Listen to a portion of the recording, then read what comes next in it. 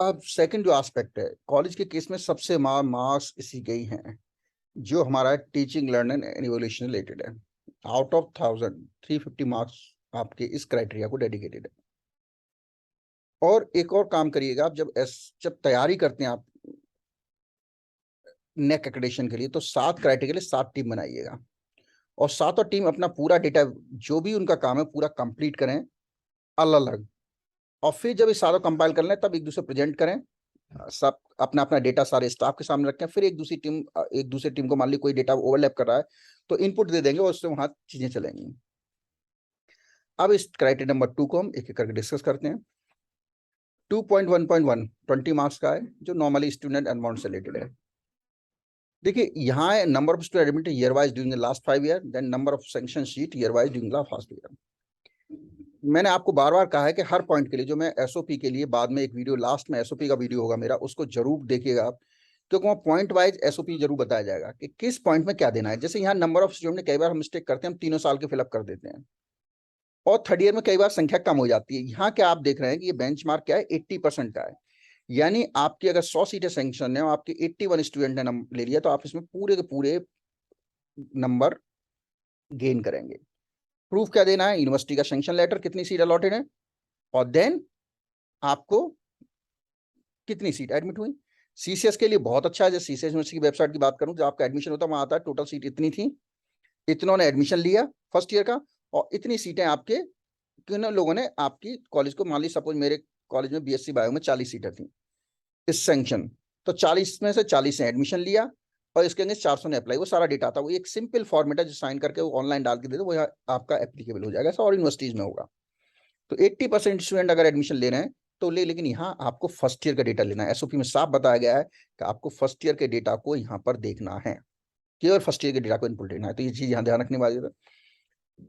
Then अगली बात आती है percent of seat field against seat reserve for various reserve categories. जो आपकी डिफरेंट रिजर्व कैटेगरी है उनकी यहाँ बात हो रही है। ये डिफरेंट रिजर्व कैटेगरी जो सीट अलॉटेड है, तो इसका डॉक्यूमेंट जो आपके यहाँ अलॉटेड सीट है, जैसे हमारे टोटल रिजर्वेशन कैटेगरी 50% आती है, वो डेटा आपको लेना है कि 100 सीटें हैं तो 50% डिफरेंट कैटेगरी रिजर्वेशन के लिए असाइंड है। तो वो जो सीटें हैं यहाँ भी ध्यान रखिएगा, यहाँ एसओपी देखिएगा। एसओपी में एक तो गवर्नमेंट ऑर्डर जिसके अगेंस्ट आपकी सीट फिल्ड होती है वो अपलोड करनी है। दूसरे आपको डेटा कौन सा लेना है कि अगेन वही फर्स्ट ईयर की बात होती है कि जो फर्स्ट ईयर का डेटा है, अगर लेटर से भी एंट्री आ रही है वो सीटें और फर्स्ट ईयर का डेटा आपको ऐड करना है। और अगर आपकी सीटें नॉर्मली गवर्नमेंट कॉलेज में आप जानते हैं जितनी सीटें अलॉटेड है वो हो जाती हैं, उससे कम नहीं होती हैं। तो यहाँ पर क्या है कि 80% अगर आपकी हो जाती है रिजर्व सीट, मान लीजिए 100 सीटें हैं, 100 में से 50 सीटें रिजर्व कैटेगरी और 50 सीटें हो जाती हैं, या 80% उसका हो रहा है 100 सीटों का, आपका 50 सीटों का 40 सीट हो रहा है, 41 भी हो रहे हैं, तो आपको 80 हो गए या पूरे पूरे नंबर मिल जाएंगे आपको। तो वो सारी सीटें हैं जो सारी कैटेगरीज हैं वो आपको यहाँ अपलोड करने हैं, उसके गवर्नमेंट ऑर्डर या यूनिवर्सिटी की गाइडलाइन कि किस कैटेगरी की कितनी रिजर्व है, फिर वो सीट टोटल सीट है, देन उसकी कितनी सीटें थी और उसके अगेंस्ट मान ली हर टोटल आपकी फर्स्ट में इतनी सीटें थी, उसके अगेंस्ट इतनी भर गई, इतनी सीटें थी इतनी भर गई, और ये कैटेगरी अगर इतना जाता है 40% ऊपर हो जाते हैं तो आपको पूरे 4 CGPA का नंबर मिल जाएगा यहाँ पर। प्रूफ आपको अगेन जैसा मैं कह रहा हूँ, प्रूफ आपको ध्यान रखना है, प्रॉपर लगाने हैं, प्रूफ बहुत मायने करते हैं। देन आपकी बात आती है student full time teacher ratio की बात। तो आप देख रहे हैं रेशियो 20 या 1 से है, 20 स्टूडेंट पे एक टीचर है, रेशियो क्या आ रहा है, तो इसका वेटेज बहुत 40 है, इसमें हम लेख करते हैं कई बार। लेकिन इसमें नंबर ऑफ टीचर्स जो आपके टोटल हैं उनकी बात हो रही है, और टोटल स्ट्रेंथ जो आपके हैं कॉलेज में वो सारा जोड़ करके आपको यहाँ दोनों चीज देनी है, और उसके बाद ये आपका डेटा होता है। लेकिन इसमें हम कई बार लेख करते हैं कि हमारा रेशियो इतना नहीं आता, कम आता है। फिर आते हैं 2.3.1 जिसमें है ये क्वालिटेटिव डेटा है, लेकिन एनईपी 20 में आगे लिखा है, तो एनईपी 20 इसलिए लिखा है एनईपी 20 इसको सपोर्ट करती है। जैसे स्टूडेंट सेंट्रिक मेथड जैसे experimental learning, participate learning, problem solving methodology are used for enhancing learning experience using ICT tools. देखिए एनईपी 2020 में जो सीआई है, सीआई कंटिन्यूअस इंटर इवोल्यूशन या सतत आंतरिक मूल्यांकन जब बात की गई है, वहां पर आपको डिफरेंट एक शासन जारी हुआ है, उसमें उसको असेस करने के तमाम प्रकार बताए गए स्टूडेंट्स को। बस आपको उनका प्रूफ लगाना है डिफरेंट ढंग से, कितना आईसीटी यूज कर रहे हैं आपको स्टूडेंट्स को इन्वॉल्व करने के लिए। जब आप इन्वॉल्व करते हैं तो आपको बेनिफिट इसके बारे में 500 लिखना है और सारे आपको प्रूफ लगाने हैं। बेसिकली टीम आएगी, टीम इसको चेक करेगी, तो इसलिए आपको टीम के पर आने पे इसके बारे में बताना है कि ये आपका, लेकिन इसको आपको बहुत सपोर्ट मिलेगा किससे, NEP 2020 के डेटा से बहुत सपोर्ट मिलता है। Percentage of full time teacher is sanction post during the last 5 years। इसके लिए आपको एसओपी रिकमेंड है कि एसओपी जरूर देखिएगा। इसमें आपको एक तो सारे टीचर्स की लीडर कितनी सैंक्शन पर कितनी भर गई, लेकिन इसमें कोई भी टीचर जो इन्होंने उनके अपॉइंटमेंट लेटर ने और टीचर उनको माना है जिसने आपके 90% अलोकेशन जो लोड है उतनी टीचिंग की है, तो वो आपके टीचिंग में इंक्लूड होगा। अगर एसओपी की बात करेंगे तो एसओपी में लिखा गया a teacher employed for teaching for at least 90% of the normal statutory number of hour of work for a full-time teacher over a complete academic year is classified as a full-time teacher। तो सारे full time teacher 5 साल के हों, ये 75% से आती है ज्यादा, जो नॉर्मली आ जाएगी। गवर्नमेंट कॉलेज जितनी सीटें हैं, यहाँ देखिए यहाँ कम है ज्यादा है। अगर मेरे कॉलेज में 7 सीटें सेंक्शन, 7 के 7 भर गई, आपको 4 CGPA ले गए। अब यहाँ आता है कि कहीं देखिए कहीं 500 टीचर पोस्ट सेंक्शन है, कहीं 50 टीचर सेंक्शन पोस्ट हैं, तो वैकेंट यहाँ अगर आपकी जितनी सेंक्शन है उतनी फिल है तो आपका 100% हो गया। 75% ही फिल है तो आपको 4 CGPA मिलेगा। अगर 7 टीचर सेंक्शन है, 7 के 7 में भरे हुए हैं, तो आपको 75 मिलेगा। तो यहाँ नंबर ऑफ टीचर से नहीं, बल्कि कितने टीचर सेंक्शन है, उसमें से कितनी भरी हुई पोस्ट है, उस पर डिपेंड कर रहा है सारा का सारा। नेक्स्ट पॉइंट है आपका 2.4.2। अगर आप यहाँ देखें तो ये बेसिकली टीचर्स के एक्सपीरियंस की बात हो रही है। अब में जो टीचर्स हमारे नेट से डिफरेंट बॉडीज की डिफरेंट क्वालिफिकेशन उसके अकॉर्डिंग सेलेक्ट होते हैं, लेकिन यहाँ आपको एक तो हाईएस्ट डिग्री भरनी है जो भी टीचर की है, और जैसे बहुत से टीचर्स को ऑनरी डॉक्टर डिग्री अवार्ड मिल जाती है, ऑनरी को नहीं भरना है। जो ऑफिशियली यूनिवर्सिटी के द्वारा रिकॉग्नाइज डिग्री है, वो डिग्री किसी को मिली हुई है, उन्हीं डिग्री को इंक्लूड करना है। और अगर इन द सेंस में हाईएस्ट डिग्री हमारे यहाँ जो DSC भी होती है, लेकिन PhD वाले को यहाँ पर वेटेज मार्क्स है। अगर आपके 75% टीचर भी डॉक्टर डिग्री पा रहे हैं टोटल में से, तो आप 4 CGPA ले जाएंगे।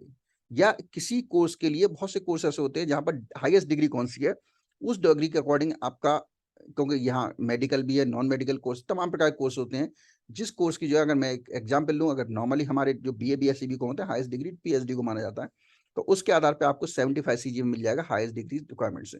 क्योंकि टीचर है तो बेसिक रिक्वायरमेंट तो है ही उसकी, जिसको फुलफिल करके वो टीचर बनाए गवर्नमेंट की तरफ से, लेकिन उसकी हाईएस्ट डिग्री क्या है उसकी बात हो रही है यहाँ पर। ठीक है, नेक्स्ट है 2.5.1 mechanism of internal external assessment is transparent and grievance radial system is अमाउंटमेंट एफिशिएंट।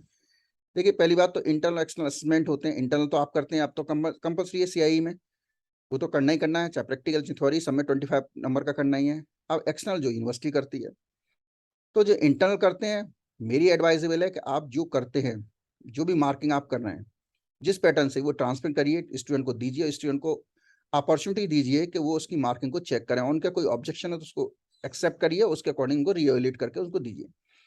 रही बात एक्सटर्नल सिस्टम में, तो पूरा एक सिस्टम होता है हर यूनिवर्सिटी में कि एक रिएवल्यूएशन का सिस्टम होता है। आपके कॉलेज में आते हैं, आपका कॉलेज भी हेल्प करता है, एब्सेंट वगैरह है, जो भी प्रॉपर सिस्टम है, अगर उसके मार्किंग सिस्टम है, तो यूनिवर्सिटी के जो रूल्स है जिसके अकॉर्डिंग वो यूनिवर्सिटी में अपने मार्क को क्लेम कर सकता है ना, उन सब के आप प्रूफ लगाने हैं। और जो भी जिस यूनिवर्सिटी का प्रोसीजर ऑनलाइन है ऑफलाइन है, उस सब चीज को यहाँ पुट करते हुए आपको इसमें देना है कि ये हाँ पूरी होती है। और यहाँ ये चीज क्वालिटेटिव टीम असेस करेगी, लेकिन प्रूफ पूरी तैयार रखिए जिससे प्रॉपर हो कि हाँ ये चीज आपके यहाँ है और होती है हर यूनिवर्सिटी में।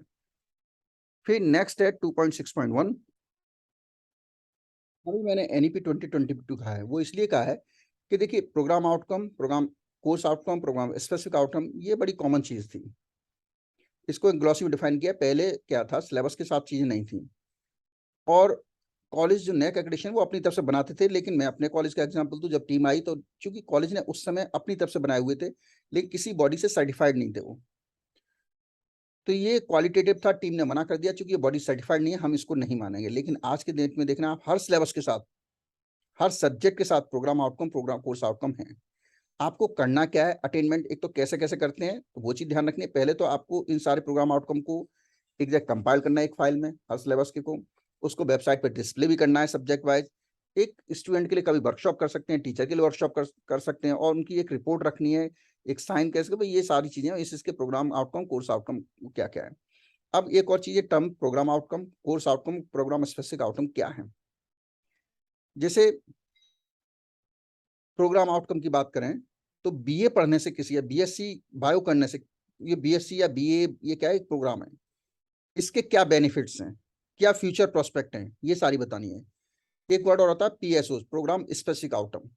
प्रोग्राम स्पेसिफिक आउटकम का मतलब क्या होता है कि बीएससी है, लेकिन बीएससी में जो सब्जेक्ट है उसका, बीएससी में जूलॉजी बॉटनी केमिस्ट्री अलग है, बीएससी तो प्रोग्राम आउट हो गया, लेकिन बीएससी में जो सब्जेक्ट है जूलॉजी बॉटनी, उनके स्पेसिफिक आउटकम क्या है। सर जूलॉजी पढ़ने से क्या है, बॉटनी पढ़ने से क्या है, केमिस्ट्री कोर्स जो उसका पर्टिकुलर पेपर है उस कोर्स को पढ़ने से क्या आउटकम है। तो ये सारी चीजें हैं, तो ये वेबसाइट पे होनी चाहिए अवेलेबल, जो आपको सिर्फ इतना, क्योंकि अवेलेबल है, पहले प्रॉब्लम थी नहीं होते थे, मार्क्स पूरे गेन कर सकते हैं। आपको एक मैकेनिज्म बनानी है, वेबसाइट पे सारे डाल देने हैं, एक फाइलिंग करनी है, स्टूडेंट का वर्कशॉप वगैरह करना है, उसकी एक रिकॉर्डिंग कर लेंगे कि स्टूडेंट को अवेयर किया आपने, इस टीचर्स बार बार उनको बताते रहे, अगर हो सके तो कॉलेज में आप उनके डिस्प्ले बोर्ड बनवा के जगह जगह डिस्प्ले कर दिए, आप इसमें पूरे मार्क्स पाएंगे।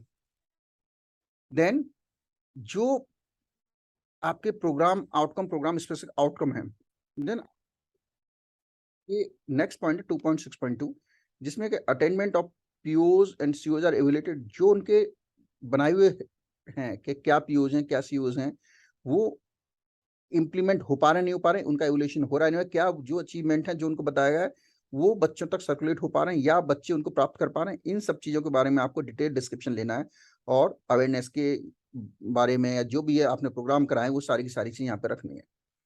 नेक्स्ट है 2.6.3, pass percentage of student during the last 5 year.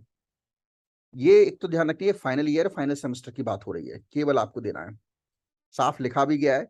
अगर आपके फाइनल ईयर में number of final year student हुए पास्ट यूनिवर्सिटी एग्जामिनेशन, ये by during last number of final years हुए appeared in the examination. Mostly देखिए हम सभी जानते हैं कि जो हमारा डाउनफॉल होता है वो ज्यादा फर्स्ट ईयर में होते हैं, लेकिन यहाँ उसकी बात है, अगर रिजल्ट आपका 90% है फाइनल ईयर स्टूडेंट का, तो आप 4 CGPA लेंगे, और CGPA 45 वेटेज है इसमें, आप देखिए। तो आपको यहाँ प्रूफ देने, और प्रूफ में क्या देना है कि certified report from the head of the institution और कंट्रोल ऑफ एग्जामिनेशन, या यूनिवर्सिटी की कोई वेबसाइट है कहीं से रिजल्ट डाउनलोड करते हैं तो आपको स्क्रीनशॉट के साथ आप ले लीजिए, वो भी एक प्रूफ का काम करेगा। जहां पर अगर लिंक है तो लिंक, अगर वेबसाइट जाती है तो आपको प्रोवाइड कर देंगे। बहुत सी यूनिवर्सिटीज क्या है ऑनलाइन देती है रिजल्ट को, आप अपने लॉगिन से डाउनलोड कर सकते हैं, वो पा रहा है, लेकिन वो सर्टिफाइड होनी चाहिए, है ना, और या स्क्रीनशॉट भी होनी चाहिए जिससे पता लगे यहाँ से डाउनलोड हुआ है। नेक्स्ट है 2.71, ऑनलाइन स्टूडेंट सर्टिफिकेट, जिसकी बात हम पहले भी कर चुके हैं।